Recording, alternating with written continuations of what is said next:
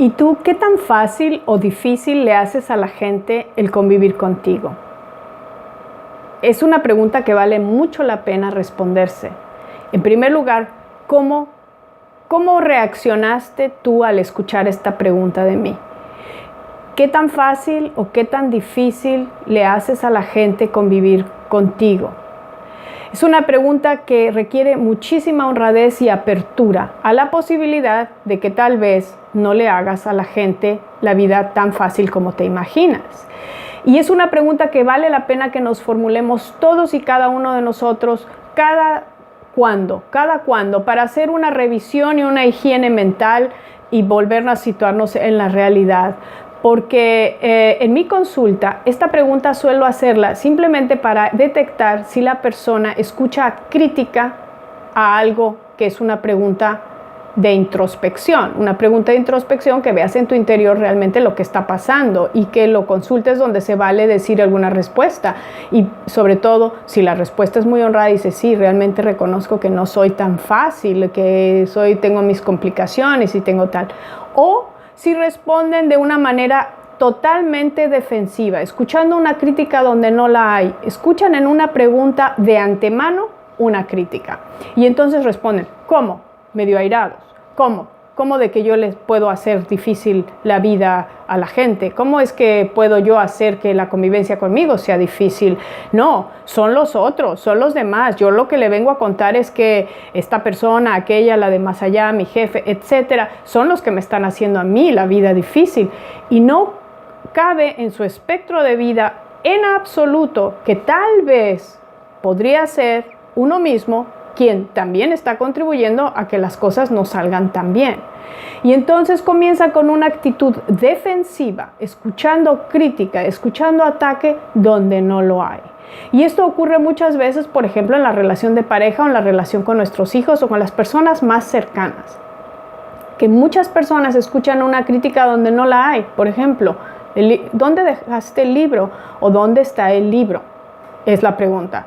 Y la persona escucha en su mente, porque está llena de autocrítica realmente, escucha, eres una persona descuidada, eres desordenado, no se puede confiar en ti, no sabes ni siquiera dónde está el libro, te estoy controlando porque no sabes qué hacerlo, etcétera, etcétera. Y se hacen toda una historia y responden a la pregunta, ¿dónde dejaste el libro que te presté? Con un contraataque. Y yo siempre te lo he dicho y que siempre, ¿por qué? Y por qué me preguntas y ya sé que lo que estás pensando, bla, bla, bla, bla, bla. Y empieza toda una historia donde no se responde a la pregunta, ¿dónde está el libro? Y empieza un contraataque.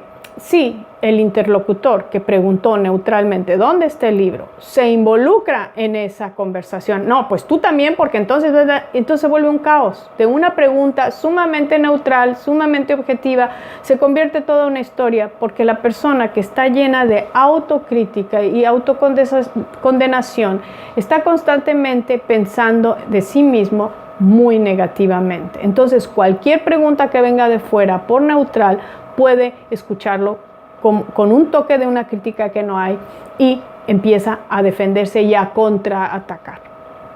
Entonces, lo que ocurre es que no hay entendimiento y hace la vida muy difícil. No es posible comunicarse con esta persona a un nivel neutral. No se sabe cómo va a responder cuando la pregunta era sumamente